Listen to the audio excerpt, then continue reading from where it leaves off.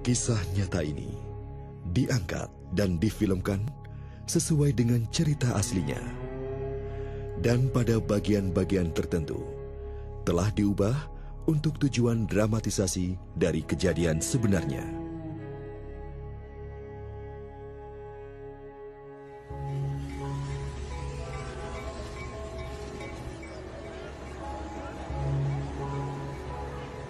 Hidup itu layaknya sebuah perjalanan, di mana ada banyak sekali perhentian di sepanjang jalan itu.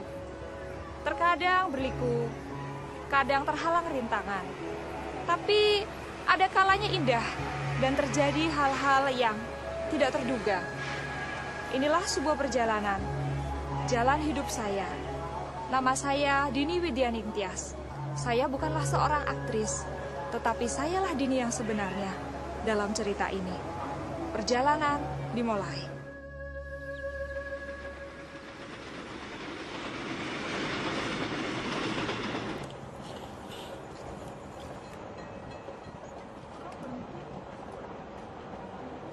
Saya dalam perjalanan bisnis naik kereta ekspres Jakarta-Jogja saat kereta tiba-tiba berhenti.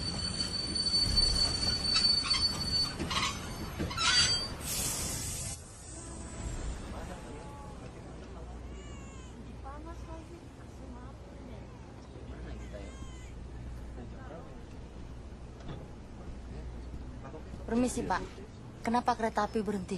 Aduh, saya nggak begitu tahu Bu ya, mungkin ada sedikit kerusakan pada mesin. Lalu kapan tahunya Pak? Saya tanya dulu sama masinis Bu. Bapak kembali lagi kan Pak?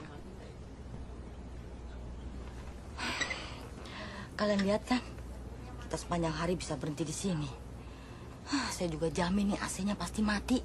Kita kehabisan udara. Duh, mana panas lagi. Mbak lagi lihat apa? Mereka tidak akan menurunkan kita di sini kan, Mbak? Bayangkan. Apa? Membayangkan apa? Saya dibesarkan di tempat ini. Oh, jadi Mbak tahu kita berada di mana sekarang ini? Gombong. Gombong? Aduh, saya dijemput adik saya di Jogja. Jam berapa ya sampai sana? Aduh, mana sih konduktor itu? Kok nggak balik, Pak?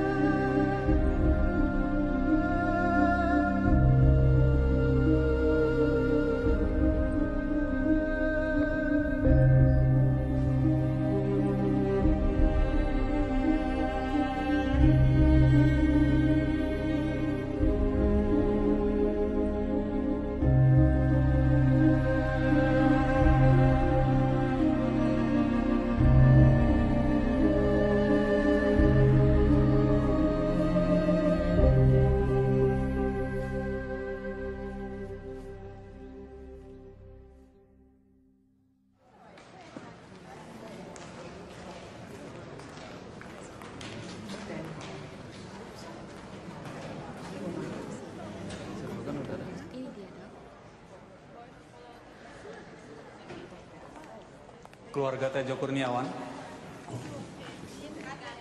Ibu Tejo Kurniawan. Saya Ibu Tejo Kurniawan.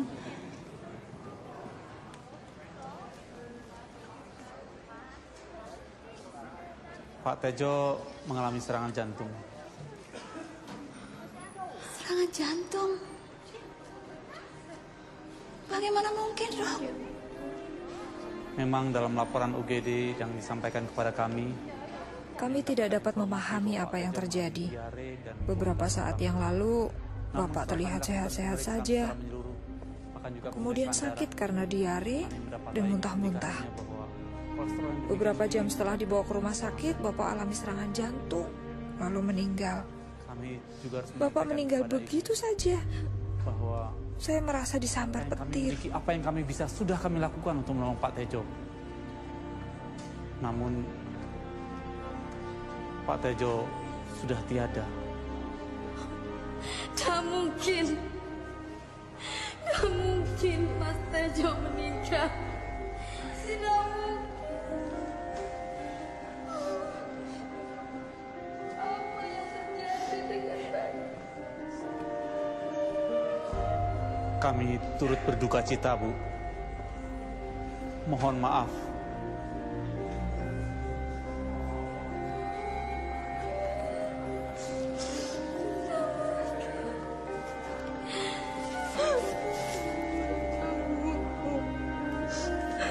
Aku tidak bisa menerima keadaan. Apa yang harus kulakukan? Mbak, ada yang harus kubicarakan padamu, Mbak. Ternyata Bapak berselingkuh dengan Bule Sundari, saudari ibuku.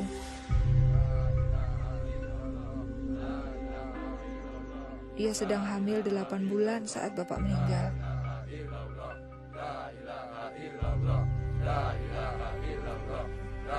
Tidak hanya itu, ibu saya juga sedang hamil saat itu. Saya tidak tahu harus berbuat apa atau kemana saya harus berpaling. Selama ini saya menganggap Bapak seorang pahlawan.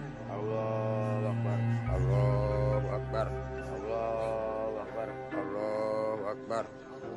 Kini saya merasa dikhianati. Assalamualaikum warahmatullahi wabarakatuh. Silakan Pak. Saya cemas tentang bagaimana hidup keluarga kami jadinya. Bapak-bapak, ibu-ibu, Assalamualaikum warahmatullahi wabarakatuh. Saya berumur 12 tahun, anak tertua. Dan sekarang ibu saya sedang mengandung lagi. Kepada bapak-bapak, ibu-ibu, dan ibu tidak bekerja. Bagaimana kami bisa bertahan hidup? saya mohon dan saya harap kepada bapak-bapak dan ibu-ibu untuk memaafkan dia. Saya yang akan bertanggung jawab. Amin. Wassalamualaikum warahmatullahi wabarakatuh.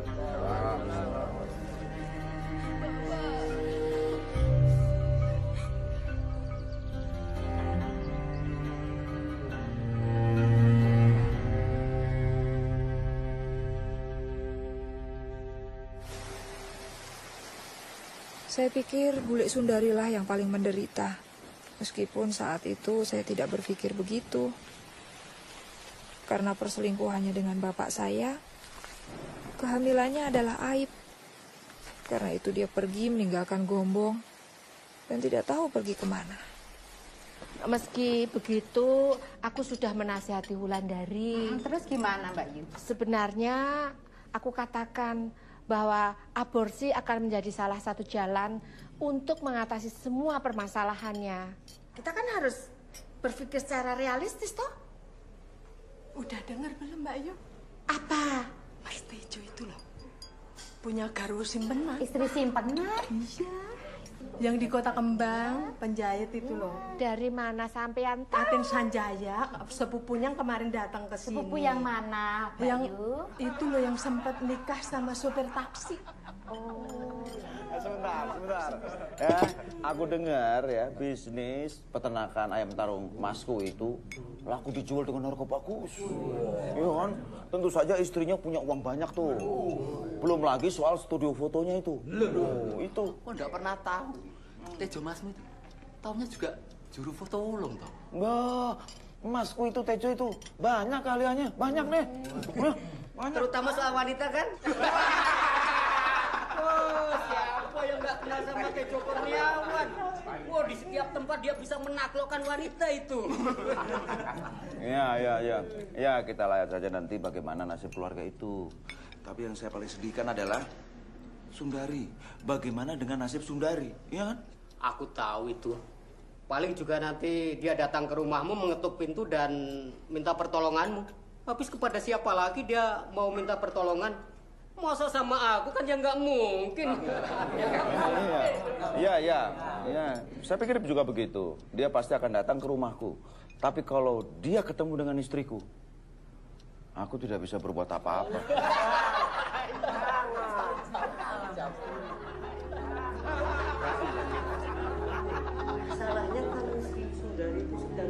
Orang-orang yang kami harapkan untuk menolong malah mengatakan hal-hal yang menyakitkan hati. Saya nggak tahu waktu itu harus berbuat apa.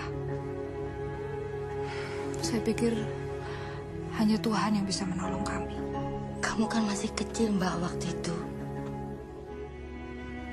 Ya, saya tidak pernah ke lapangan itu lagi. Sampai akhirnya uang pensiun Bapak cair, kami pindah ke Semarang. Ibu buka toko kecil di rumah baru kami untuk memenuhi kebutuhan hidup. Namun itu benar-benar sebuah perjuangan. Sampai akhirnya ibu memutuskan menyerahkan 2 adik perempuan dan 1 adik laki-lakiku diadopsi oleh orang lain. Saya juga dengar keadaan Bulik Sundari bertambah buruk. Setelah anak laki-lakinya lahir, dia pindah ke Sukoharjo dan tinggal dengan nenekku. 2 tahun berlalu, itu tahun-tahun yang sulit untuk dilalui.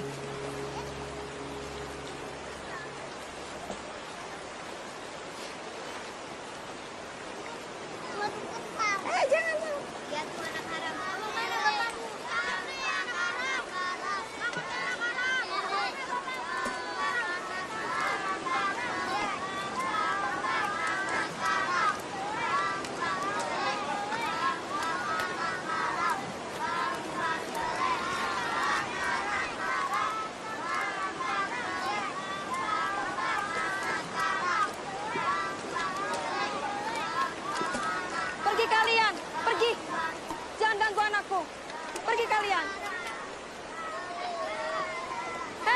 Kenapa kalian diam saja? Itu kan anak-anak kalian. Jadi begitu cara kalian mendidik dan membesarkan anak-anak kalian. Anak kalian yang haram, bukan anakku. Hei, nggak ada yang nyuruh kamu bawa masalahmu ke sini, tahu? Maksudmu, kamu mau mendidik kami? Bagaimana kami harus mendidik anak-anak kami? Hah? Lalu siapa yang mendidik kamu supaya kamu tidur dengan setiap laki-laki yang kamu temui? Paling tidak, aku menunggu sampai menikah untuk punya anak. Nggak seperti kamu. Nggak jelas siapa bapak anakmu.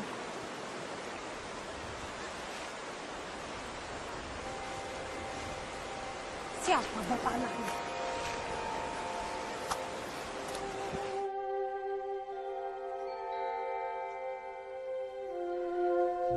Tidak ada tempat lain lagi buat Bulik Sundari dan Bambang.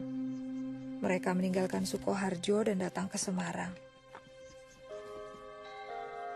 Bertentangan dengan keinginan saya, ibu ternyata mendengarkan permohonan Bulik Sundari dan memutuskan untuk menerima mereka.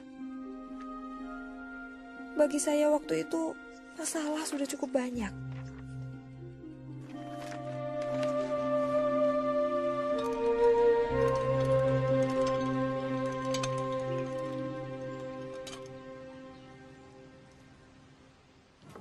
Aku tolong ambilin jemuran ya, Nar. Pergi sana. Ngapain di sini? Bilang pergi. Kamu tahu enggak? Tuh benci sama kamu.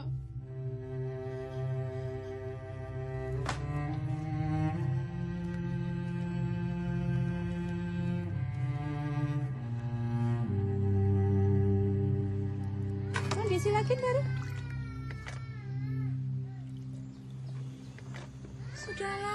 khawatir. Kan ada Dini yang jaga.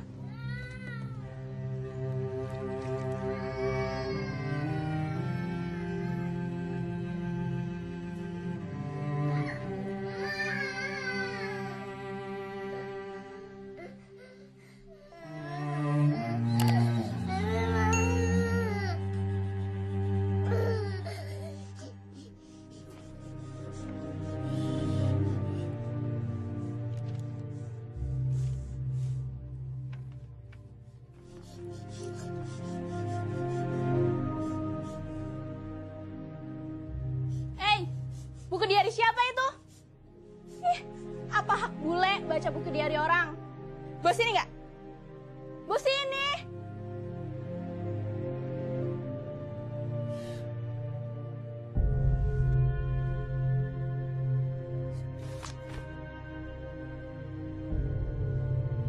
Ketika saya lihat bule Sundari baca buku harian saya nggak tahan lagi. Lagi pula, hal-hal kejam yang saya tulis tentang dia dan Bambang benar kok. Setidaknya benar bagi saya. Akhirnya saya mengatakan kepada ibu untuk memilih saya atau mereka. Mestinya saya senang Bule Sundari sama Bambang kembali ke Sukoharjo. Tapi kemudian kemarahan saya kepada mereka beralih kepada ibu. Saya tahu ibu akan menikah lagi. Itu sebuah keputusan yang tidak dibicarakan dengan seorang pun di dalam keluarga. Dan saya mulai berpikir, apa gunanya sholat 5 waktu? Atau nggak boleh bohong di sekolah? Atau apa gunanya menjauhkan diri dari dosa? Kalau akhirnya toh saya tidak bisa masuk surga karena tidak dapat memaafkan ibu. Semuanya itu membuat saya marah. Sampai akhirnya saya berkesimpulan untuk tidak lagi peduli pada agama. Saya tidak peduli dengan sopan santun. Saya hanya ingin bebas. Saya ingin melakukan apa saja yang ingin saya lakukan. Dan saya memutuskan tidak seorang pun dapat menghalangi saya, termasuk agama.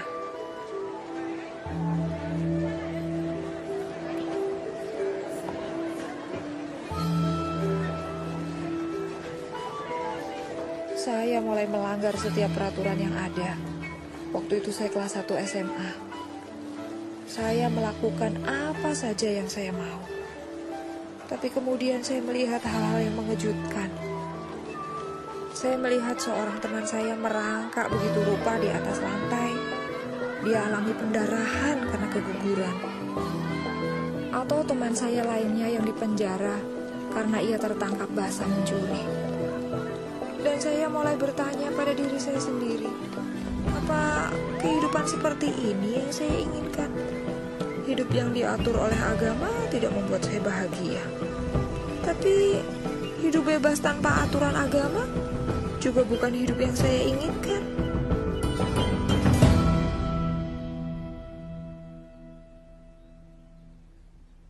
Kemudian Ramadan tiba. Dan saya mendapati diri saya kembali kepada iman saya. Setelah sekolah, saya mulai menghabiskan waktu dengan membaca buku-buku agama dan mengaji.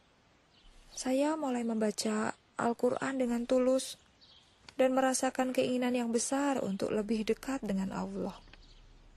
Saya benar-benar ingin mendapatkan kedamaian.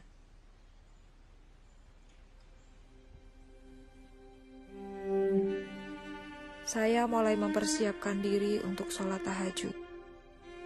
Saya ingin menanyakan banyak hal kepada Tuhan. Dan saya punya keyakinan yang kuat bahwa apapun yang saya minta malam itu, Tuhan akan mendengarkan saya dan memberikan jawabannya. Allahu Akbar.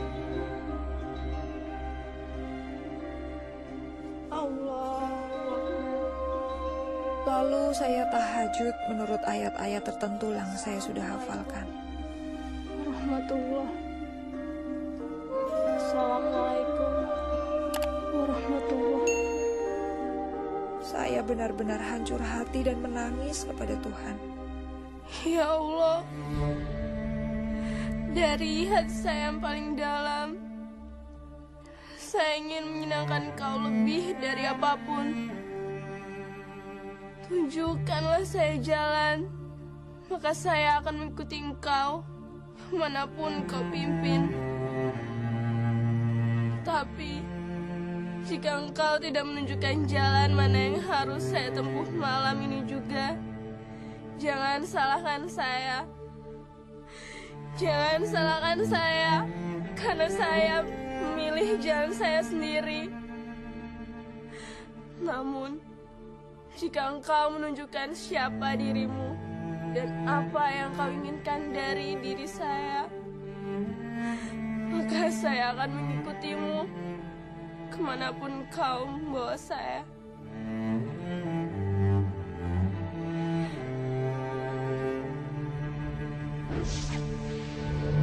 Pada saat itu, cahaya terang tiba-tiba muncul di hadapan saya. Kemudian membentuk sesosok manusia yang memakai jubah putih. Saya tidak dapat melihat dengan jelas wajahnya, tapi kehadirannya entah mengapa memberi saya ketenangan dan keyakinan. Dan tiba-tiba, entah bagaimana saya menyadari bahwa dia adalah Isa. Dan dia berkata, "Ikutlah aku." Dini, ikutlah aku. Saya bingung karena saya pikir, Tuhan, saya ini kan orang Islam, bagaimana mungkin saya mengikuti Engkau? Kau adalah orang yang dipanggil Tuhan oleh orang-orang Kristen. Tuhannya orang murtad yang tidak mengenal Allah. Dan ia menunggu saya untuk datang kepadanya. Air mata saya mulai menggenangi wajah, dan akhirnya saya berkata, "Tuhan, jika ini adalah jalan kebenaran, maka saya ingin mengikuti Engkau." Pada saat itu saya merasakan damai yang belum pernah saya rasakan. Saya melihatnya tersenyum dan kemudian pelan-pelan pergi.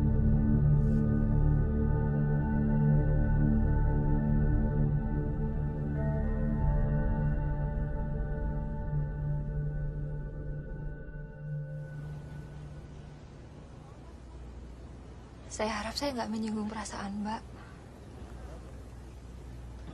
Apapun yang terjadi, pasti sangat mempengaruhi kehidupan Mbak. Saya tidak akan pernah sama lagi. Saya benar-benar berubah sejak hari itu. Saya mengerti. Lalu apa kelanjutannya, Mbak? Saya mulai mencari orang Kristen. Di desa saya tidak ada satu orang pun orang Kristen.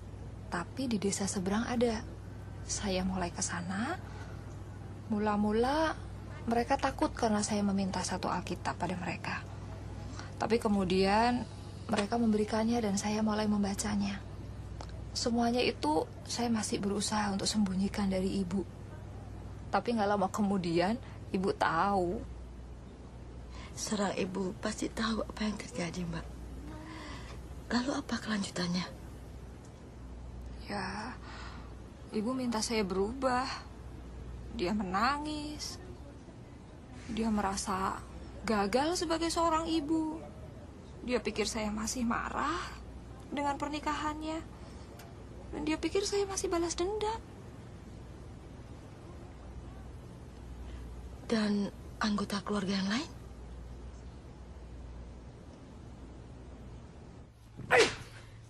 Terkutuk kamu! Kamu sudah bukan anggota keluarga ini lagi! Arif, jangan terlalu kasar. Dia masih perlu waktu untuk memikirkan kembali. Tapi dia sudah diberikan cukup banyak waktu untuk memikirkan ini kembali. Cukup! Cukup! Aku telah berjanji kepada Tuhan. Jikalau Ia telah menunjukkan jalan itu kepadaku, aku akan menurutinya. Aku tidak bermaksud untuk melukai siapapun di ruangan ini. Tapi aku telah membuat keputusan. Nduk Dini, ibu dan ayahmu juga sudah membuat keputusan. Sebagai orang Islam yang sekaligus orang Jawa, mempunyai tanggung jawab dan kewajiban yang sangat berat, yaitu membesarkan dan mendidik anak-anaknya.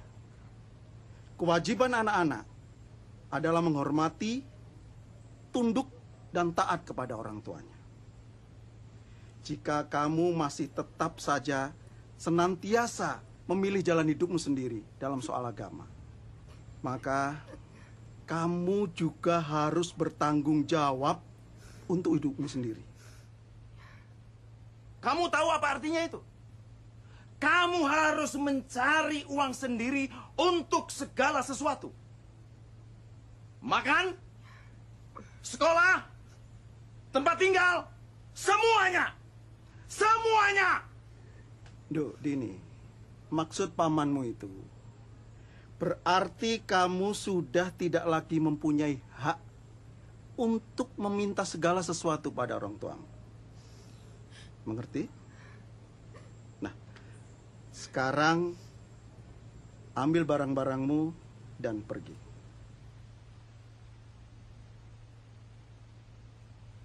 Cepat.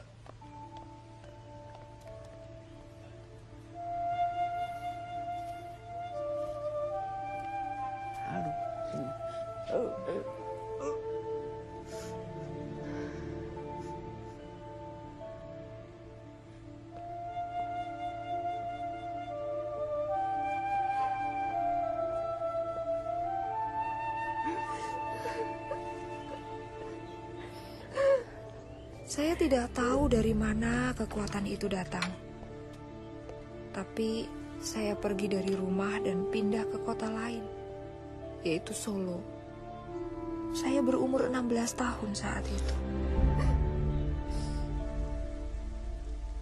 Saya kontrak sebuah kamar di sebuah rumah kos dan melanjutkan pendidikan untuk menjadi pekerja sosial.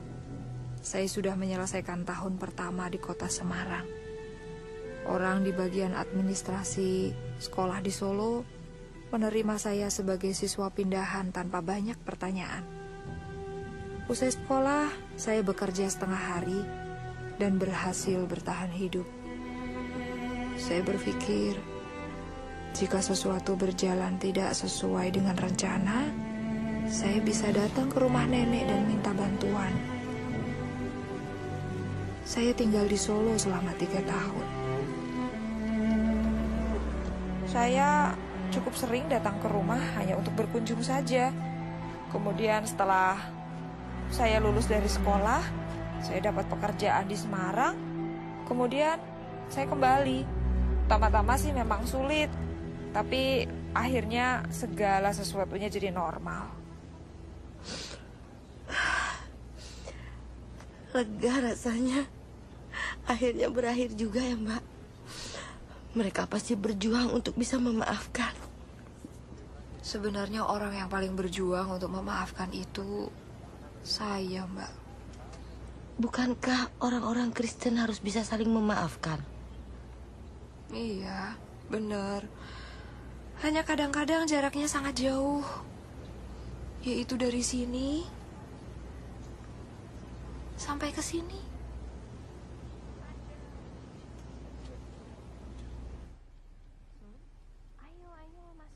Silakan duduk. Nggak usah repot-repot, Mbak. Kamu kelihatannya capek sekali. Ya, saya nggak capek, cuma khawatir. Mbak, aku pikir kalau kami pindah kemari, Bambang akan berubah. Kalau sekarang coba Mbak lihat, kerjanya cuma duduk melamun di kamarnya atau cuma jalan-jalan saja. Itu tidak baik loh buat anak muda seperti dia. Bambang itu perlu kerjaan. Iya, aku ngerti, Mbak. Tapi mau bagaimana lagi? Bambang cuma lulusan SMP. Nggak bisa dagang, nggak bisa apa-apa. Aku yakin keadaan akan menjadi lebih baik. Ini ada sedikit makanan untuk dibawa pulang.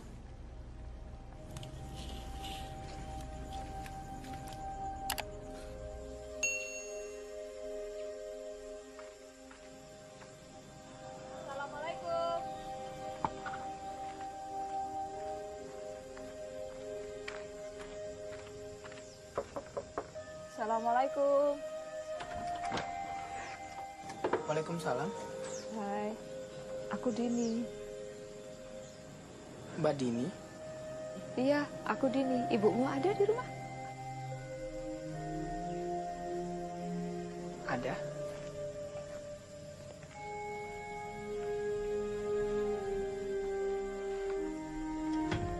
Bu, Mbak Dini datang.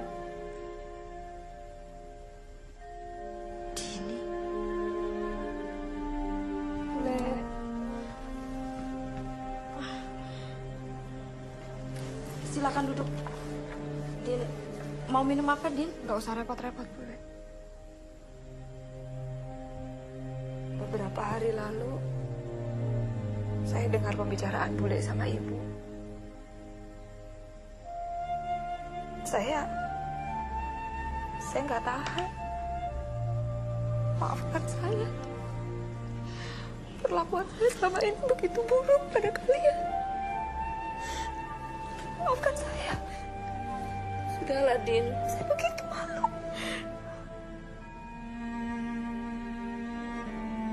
Aku mohon maafkan aku. Atas semua hal yang buruk yang pernah aku lakukan pada kalian. Aku mohon maafkan aku. Aku menyesal. Sudahlah, Din. Bule sudah memaafkan.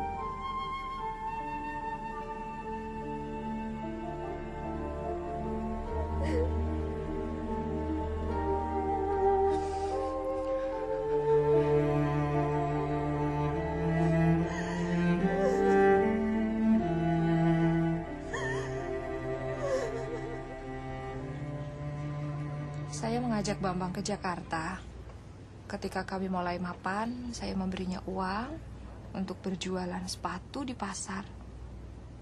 3 bulan kemudian, dia mulai mendapat untung dan tidak membutuhkan uang dari saya lagi. Di mana dia sekarang? Dia di Jakarta. Dia baik-baik. Saya selalu menangis kalau mendengar cerita yang akhirnya bahagia. Tapi itu belum akhir cerita. Lalu apa? Apa ada yang lebih baik? Ya, karena ternyata masih ada 1 orang lagi yang saya belum maafkan. Pamanmu yang menampar kamu. Kalau ada saya, dia nggak bisa menampar kamu, Mbak. Bukan dia. Yang saya harus maafkan adalah bapak saya. Bapakmu? Kan katanya sudah meninggal waktu Mbak masih kecil. Iya. Yang meninggal dan meninggalkan saya dalam banyak kebingungan. Yang meninggalkan saya dengan banyak kepahitan. Yang mengharuskan saya cari jalan keluar sendiri. Dan sekarang Mbak sudah memaafkannya. Kapan hal itu terjadi? Baru saja.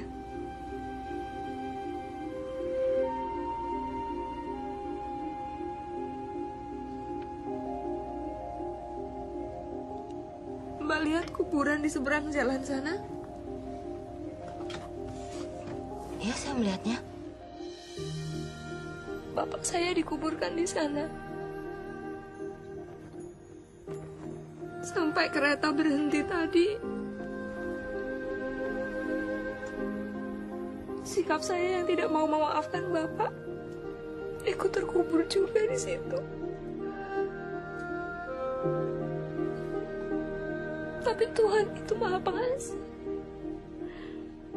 Tuhan tidak menghendaki saya mengambil sikap sesuai pengertian saya sendiri. Tuhan berkata kalau kita ingin dosa kita diampuni, kita juga harus memaafkan orang-orang yang bersalah pada kita.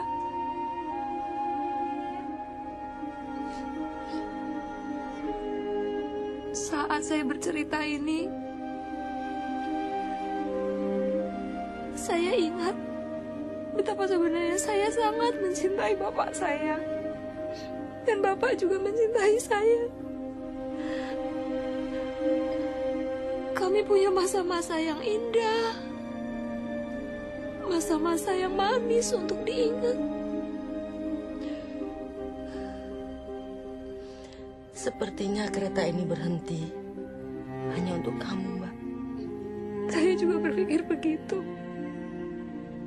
Sepertinya Mbak seakan-akan sangat mengenal Tuhan, dan seolah-olah Tuhan itu sahabat Mbak. Tuhan berkata agar aku mengikut Dia. Saya nggak selalu tahu kemana Tuhan membawa saya. Tapi saya tahu satu hal. Dia bisa dipercaya untuk membawa saya kemanapun saya harus pergi.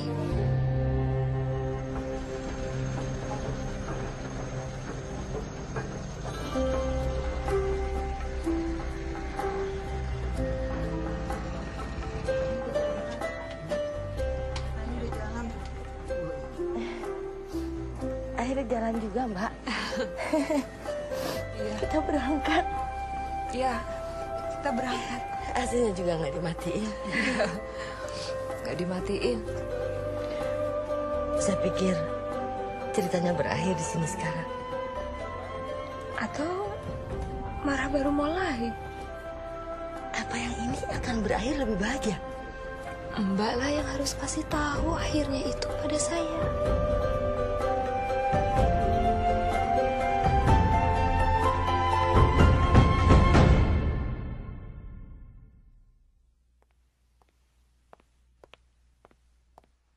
Ketika orang yang kita hormati mengecewakan kita, kita merasa kecewa. Dan kepercayaan kita padanya menjadi buyar. Karena orang yang kita kagumi ternyata tidak seperti yang kita bayangkan. Yang lebih buruk lagi, kita memendam kepahitan. Semakin penting orang itu dalam kehidupan kita, semakin besar jadinya kekecewaan itu. Dini yang kala itu masih muda, merasionalisasikan bahwa ia punya hak untuk marah dan menjadi pahit. Marah dan pahit terhadap orang tuanya, terhadap bibinya, Sundari, dan saudara tirinya, Bambang, bahkan marah kepada Tuhan. Kemudian Dini mengalami perubahan yang luar biasa. Dini mendapatkan penglihatan akan Tuhan Yesus ketika ia mencari kehendak Tuhan atas hidupnya, dan memutuskan untuk mengikuti Yesus kemanapun Yesus pimpin. Dengan cara yang tidak kita mengerti sebagai manusia, Yesus menembus dinding kamar tidurnya, mengelurkan tangannya kepada Dini dan berkata, "Ikutlah aku." Datang kepada Yesus adalah langkah pertama yang sangat bagus, tetapi seperti kehidupan nyata yang Dini ceritakan kepada kita, kehidupan kita di bumi adalah perjalanan yang berliku-liku dan penuh dengan belokan, pemberhentian di luar jadwal, dan banyak pelajaran di sepanjang jalan. Namun kita percaya kepada Tuhan Yesus. Kita seperti Dini mengikuti Yesus kemanapun Yesus membawa kita dan melakukan apa yang Yesus minta. Bagi Dini ada banyak jalan yang bisa ia ambil. Semakin ia bertumbuh dalam perjalanan kekristenannya, Dini menyadari bahwa ada satu jalan yang perlu dilaluinya seutuhnya, yaitu jalan pengampunan. Suatu jalan yang tidak mudah diambil, tetapi Dini berhasil mengambilnya karena kekuatan kasih. Bukan sembarang kasih, tetapi kasih yang datang dari Tuhan. Kasih yang tidak bersyarat. Rasul Paulus menulis di 1 Korintus pasal 13 tentang kasih. Ia berkata bahwa kasih itu sabar dan murah hati. Kasih tidak pemarah dan tidak menyimpan kesalahan orang lain. Kasih percaya segala sesuatu, mengharapkan segala sesuatu, dan menanggung semua hal. Itulah kasih yang tidak pernah gagal. Kasih yang Dini selalu cari, bahkan ketika ia memberontak dan terhilang. Ini adalah kasih yang ia perlukan untuk mampu menahan penolakan dari keluarganya. Inilah kasih yang ia butuhkan untuk memaafkan orang-orang yang paling menyakitinya, termasuk sang ayah. Saudara, dengan kasih inilah Bapa di sorga mengasihimu. Ia mengasihimu apa adanya. Ketika Dini berseru kepada Tuhan untuk menunjukkan jalan kepadanya, ia tidak tahu bahwa Isa akan datang kepadanya dalam suatu penglihatan di suatu malam, menampakkan kemuliaannya dan meliputinya dengan kasih dan kelembutan. Namun itulah yang terjadi. Saudara, Yesus mungkin mendatangi atau tidak mendatangi Anda dalam sebuah mimpi atau penglihatan, itu tidak penting. Yang lebih penting adalah Tuhan mengasihi Anda Dan Tuhan ingin Anda menjadi anaknya melalui iman dalam Yesus Kristus. Tuhan ingin Anda masuk menjadi anggota keluarganya dan hidup bersama Dia selama-lamanya di surga ketika hidup Anda berakhir di dunia ini. Apakah Anda siap membuka hatimu untuk Yesus seperti yang Dini lakukan? Jika Anda ingin menerima Yesus Kristus sebagai juru selamatmu, mari ucapkan kata-kata ini bersama dengan saya. Katakan, "Ya Tuhan, saya percaya Yesus. Saya menerima Yesus sebagai Tuhan dan Juru Selamat saya. Ampuni dosa-dosa saya dan jadikan saya anak-Mu ya Tuhan. Terima kasih. Dalam nama Yesus, amin." Sekarang Anda hidup dalam keselamatan abadi dengan Tuhan. Sekarang Anda anak Tuhan. Puji Tuhan.